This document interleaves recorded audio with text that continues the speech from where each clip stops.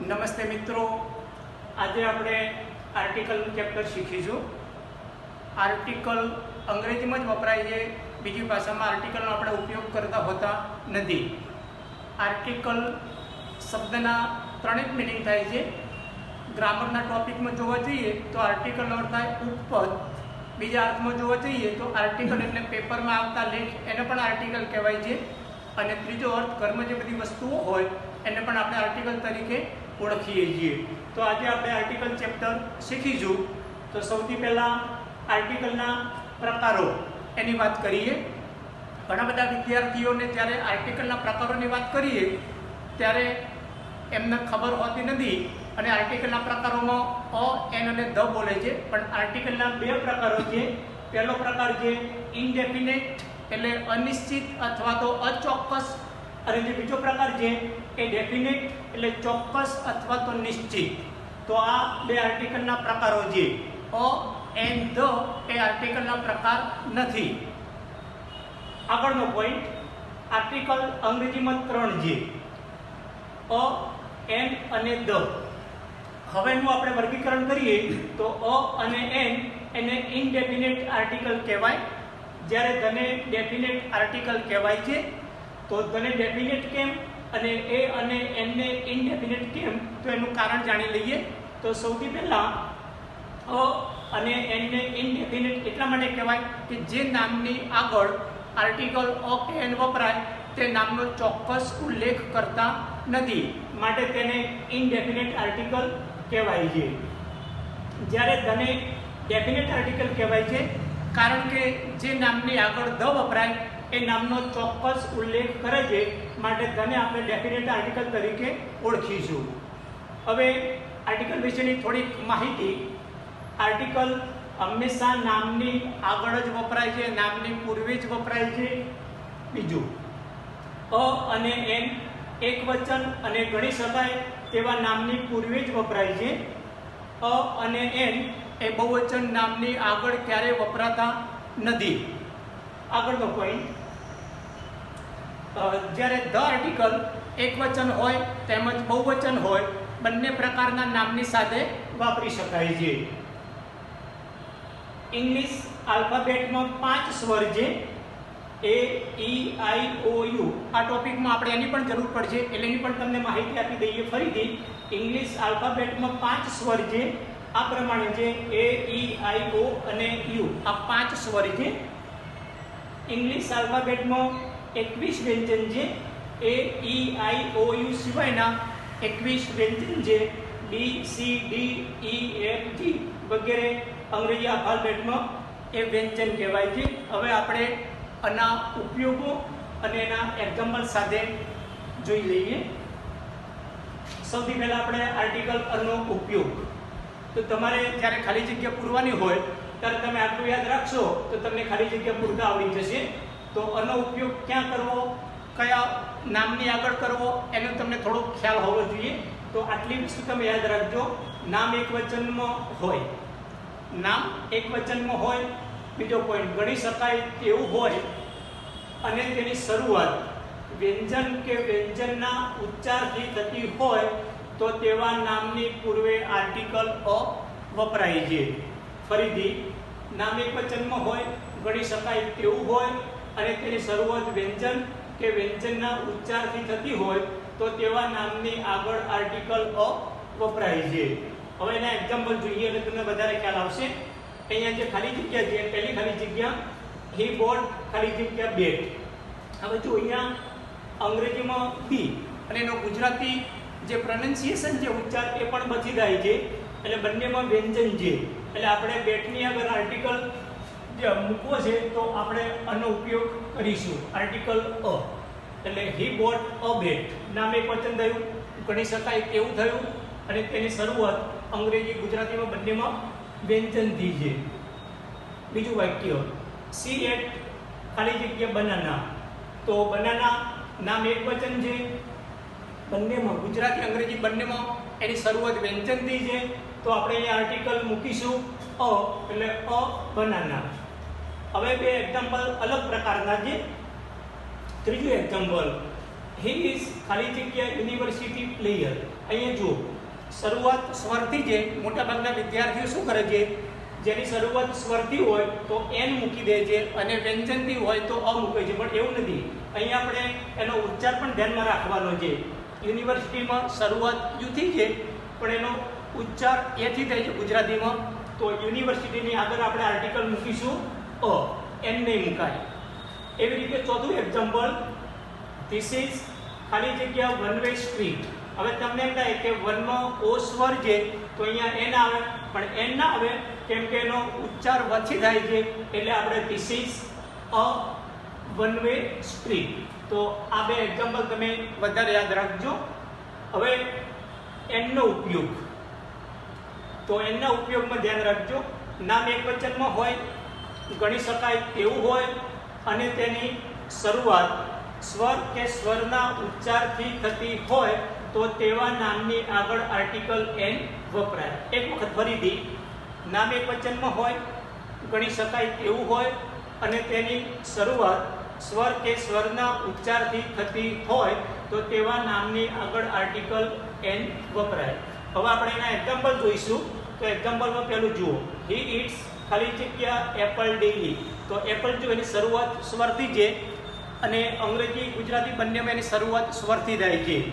ગુજરાતીમાં અ આવે, અ સ્વર કહેવાય, અંગ્રેજીમાં અ એ પણ સ્વર છે. તો હી ઇટ્સ એન એપલ, તો અહીંયા આપણે આર્ટિકલ મૂકીશું એન. બીજું એક્ઝામ્પલ, વી સો ઈગલ.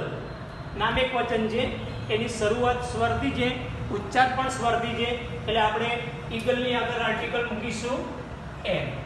હવે ત્રીજું અને ચોથું એક્ઝામ્પલ યાદ રાખજો. હી ઇઝ ખાલી જગ્યા ઓનેસ્ટ મેન. તમને એમ કે એચ એ વ્યંજન છે પણ એચનો ઉચ્ચાર સાયલન્ટ રહે છે, એનો ઉચ્ચાર થતો નથી, એનો ઉચ્ચાર થાય છે ઓનેસ્ટ, અને અ ગુજરાતીમાં સ્વર કહેવાય, એટલે ઓનેસ્ટની આગળ આવશે an article, an honest man. ચોથું, યુ આર ખાલી જગ્યા એસએસસી સ્ટુડન્ટ. એસએસસીમાં શરૂઆત એસ પણ એનો ઉચ્ચારમાં પહેલા અ આવે છે, એટલે એસએસસી સ્ટુડન્ટની આગળ આપણે આર્ટિકલ મૂકવો પડશે એન. તો આ બે એક્ઝામ્પલ તમે યાદ રાખજો, કેમ કે શરૂઆત બંનેમાં વ્યંજનથી છે પણ ઉચ્ચાર સ્વરથી છે, એટલા માટે આર્ટિકલ એન વપરાય છે. તો અહીંયા આર્ટિકલ એનનો ઉપયોગ પૂરો થયો. હવે આપણે આર્ટિકલ ધના ઉપયોગો શીખીશું. તો ધના ઉપયોગો, ધના આપણે 15 ઉપયોગ શીખવાના છે. દરેક ઉપયોગ ધ્યાનથી શીખી લેજો. પહેલો ઉપયોગ છે ચોક્કસ વ્યક્તિ કે વસ્તુ દર્શાવવા માટે. હવે ચોક્કસની ખબર કેવી રીતે પડે? ધારો કે પહેલું એક્ઝામ્પલ, ખાલી જગ્યા umbrella on the table is my. તો અમ્બ્રેલા કેવી? On the table. તો આ જે શબ્દો છે ઓન ધ ટેબલ એ આ વસ્તુ ચોક્કસ છે એવું દર્શાવે છે. આમ તો અંગ્રેજીમાં અમ્બ્રેલાની અંદર આપણે એન આર્ટિકલ મૂકીએ, પણ આ જે શબ્દો છે એ ચોક્કસ દર્શાવે છે, એટલે અહીં આપણે આર્ટિકલ ધ મૂકીશું. આ તમે ધ્યાનમાં રાખજો. પણ ધારો કે વાક્ય આપેલું હોય, ધેર ઇઝ ખાલી જગ્યા અમ્બ્રેલા, તો ધેર ઇઝ એન અમ્બ્રેલા આવે, ત્યાં ધ ના આવે. પણ આ શબ્દો આ વસ્તુ ચોક્કસ દર્શાવે છે, એટલે આપણે અહીં આર્ટિકલ ધ મૂક્યો. બીજો નિયમ, નામ એક વચનમાં હોય પણ સમગ્ર જાતિ કે વર્ગનો ઉલ્લેખ કરતું હોય તો તેવા નામની આગળ આર્ટિકલ ધ વપરાય. એનું એક્ઝામ્પલ જુઓ, ખાલી જગ્યા elephant is an intelligent animal. હાથી બુદ્ધિશાળી પ્રાણી છે. અહીંયા એલિફન્ટ નામ એક વચન છે પણ એક જ હાથી માટે વપરાયું નથી, સમગ્ર જાતિ, હાથીનો સમગ્ર સમૂહ દર્શાવે છે. તો અહીંયા આપણે એલિફન્ટની આગળ આર્ટિકલ ધ મૂકીશું. એ પ્રમાણે બીજું એક્ઝામ્પલ, ખાલી જગ્યા cow is A useful animal. તો કાઉ ઉપયોગી પ્રાણી છે, ગાય, તો આપણે કાઉની આગળ આર્ટિકલ ધ આવી શકે. ત્રીજો નિયમ, એકના એક નામનો ફરીથી ઉલ્લેખ થાય ત્યારે તેવા નામની આગળ આર્ટિકલ ધ વપરાય છે. જો એક્ઝામ્પલ, હી હેઝ ખાલી જગ્યા વોચ, ખાલી જગ્યા વોચ ઇઝ કોસ્ટલી. હવે જો પહેલું વાક્ય, હી હેઝ વોચ, તેની પાસે ઘડિયાળ છે, તો આપણે અહીંયા રેગ્યુલર જે આર્ટિકલ આવતો હોય મૂકીશું, તો હી હેઝ અ વોચ. હવે આ વોચનો ઉપયોગ અહીં આપણે ફરીથી કર્યો, એટલે એકનું એક નામ જે છે એનો ઉલ્લેખ ફરી થયો, તો એને આગળ હંમેશા આર્ટિકલ ધ વપરાય છે. તો હી હેઝ અ વોચ અને ધ વોચ ઇઝ કોસ્ટલી. ચોથો નિયમ, નદીના નામની પૂર્વે કોઈ પણ નદીનું નામ હોય તો એની આગળ હંમેશા આર્ટિકલ ધ આવે, ખાલી જગ્યા Nile is a very long river. તો Nile is the name of the river. Sabarmati હોય, નર્મદા હોય, તાપી હોય, નાઇલ હોય, આ બધી નદીના નામ છે. તો એની અંદર આપણે આર્ટિકલ હંમેશા ધ જ મૂકીશું. તો the Nile is a very long river. તો અહીં આપણે આર્ટિકલ ધ મૂકીશું, ધ નાઇલ. પાંચમું, પર્વતમાળાના નામની પૂર્વે. પર્વત અને પર્વતમાળામાં ફેર છે. પર્વતમાળાથી વિસ્તરેલી હોય એને આપણે પર્વતમાળા કહીશું, માઉન્ટેન રેન્જ. તો એવા નામની આગળ આપણે આર્ટિકલ ધ મૂકી શકાય. હિમાલયસ, તો હિમાલય વિસ્તરાયેલી છે અને બહુ જ લાંબી પર્વતમાળા છે. તો એની અંદર આપણે આર્ટિકલ ધ મૂકીશું. તો the Himalayas are to the north of India. તો કોઈ પણ પર્વતમાળાનું નામ હોય તો આર્ટિકલ ધ મૂકી શકાય. આગળનો નિયમ છે છઠ્ઠો, જહાજના નામની પૂર્વે.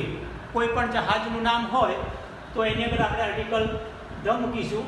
એક્ઝામ્પલ, ખાલી જગ્યા Titanic was a huge ship. તો Titanic is the name of the ship. જહાજનું નામ હતું. તો કોઈ પણ જહાજનું નામ હોય તો એની અંદર હંમેશા આર્ટિકલ આપણે આવશે ધ.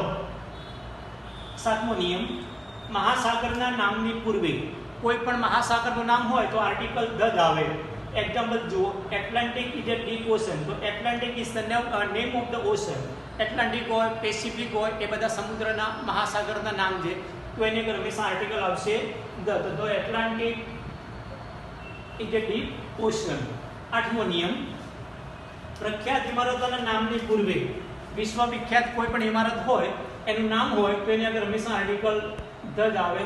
તાજમહલ હોય, રેડ ફોર્ટ હોય, તો આ બધી પ્રખ્યાત ઇમારતો છે. તો એના નામની આગળ આપણે આર્ટિકલ ધ મૂકીશું. તો the Taj Mahal is in Agra. તો તાજમહલ એ વિશ્વની જાણીતી ઇમારત છે એટલે આપણે આર્ટિકલ ધ મૂક્યો.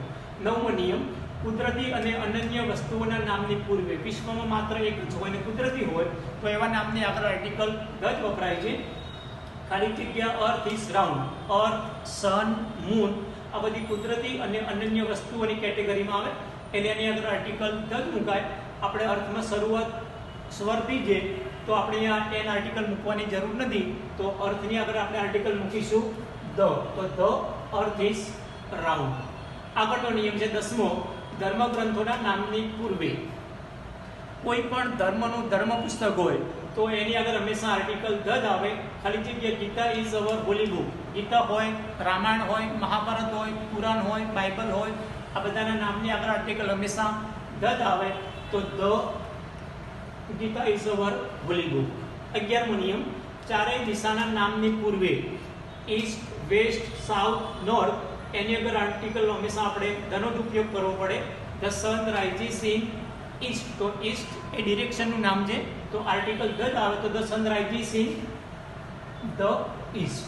12મો નિયમ, સુપરલેટિવ ડિગ્રીના રૂપની પૂર્વે. અહીંયા જે એક્ઝામ્પલ આપેલું છે, હી ઇઝ ખાલી જગ્યા cleverest boy in the class. તો જે વિશેષણની પાછળ ઈએસટી પ્રત્યે લાગેલો હોય, જે વિશેષણની પાછળ ઈએસટી પ્રત્યે લાગેલો હોય એ સુપરલેટિવ ડિગ્રીનું રૂપ કહેવાય. ધારો કે tallest, cleverest, richest, highest, best હોય, વર્સ્ટ હોય, મોસ્ટ હોય, આ બધા જ સુપરલેટિવ ડિગ્રીના રૂપ છે. તો એની અંદર હંમેશા આર્ટિકલ આપણે ધ જ મૂકવાનો છે. તો he is the cleverest boy in the class. આ સુપરલેટિવ ડિગ્રીનું રૂપ છે. તમને અહીંથી ખ્યાલ આવી જશે. 13મો નિયમ, સમગ્ર જાતિના નામની પૂર્વે. ખાલી જગ્યા Indians are fond of festival. ભારતીયો તહેવારોના શોખીન છે. અહીંયા જે ઇન્ડિયન્સ છે એ સમગ્ર જાતિ માટે છે, એક જ વ્યક્તિ માટે નથી. તો આર્ટિકલ ધ જ આવે. તો the Indians are fond of festival. પણ તમારે એમ કેવું હોય કે આઈ એમ ખાલી જગ્યા ઇન્ડિયન, તો એમાં ધ ના આવે, આઈ એમ એન ઇન્ડિયન આવે. એક જ વ્યક્તિની વાત થઈ. પણ સમગ્ર જાતિની વાત હોય તો જ આપણે ધનો ઉપયોગ કરવાનો છે. 14મો નિયમ, ક્રમવાચક સંખ્યાની પૂર્વે. ક્રમ એટલે પહેલું, બીજું, ત્રીજું, ફર્સ્ટ, સેકન્ડ, થર્ડ, લાસ્ટ આ બધા ક્રમ દર્શાવે છે. તો એની આગળ હંમેશા આર્ટિકલ ધ જ આવે. હી ગોટ ખાલી જગ્યા ફર્સ્ટ પ્રાઇઝ. તો ફર્સ્ટ, સેકન્ડ, થર્ડ હોય તો આપણે આર્ટિકલ ધ મૂકવાનો છે. તો he got the first prize. તમે આ રીતે આર્ટિકલ ધનો ઉપયોગ અહીંયા કરી શકો. છેલ્લો નિયમ 15મો, પ્રખ્યાત સમાચાર પત્ર હોય, પુસ્તક હોય કે સામયિક હોય એના નામની આગળ આર્ટિકલ ધ વપરાય. હી રીડ્સ ખાલી જગ્યા ટાઈમ્સ ઓફ ઇન્ડિયા. તો ટાઈમ્સ ઓફ ઇન્ડિયા એ વર્લ્ડ ફેમસ ન્યૂઝપેપરનું નામ છે. તો એની અંદર આપણે આર્ટિકલ ધ મૂકી શકો. તો he reads the Times of India. તો તમે આ રીતે આર્ટિકલ અ એન અને ધનો ઉપયોગ કરી શકો.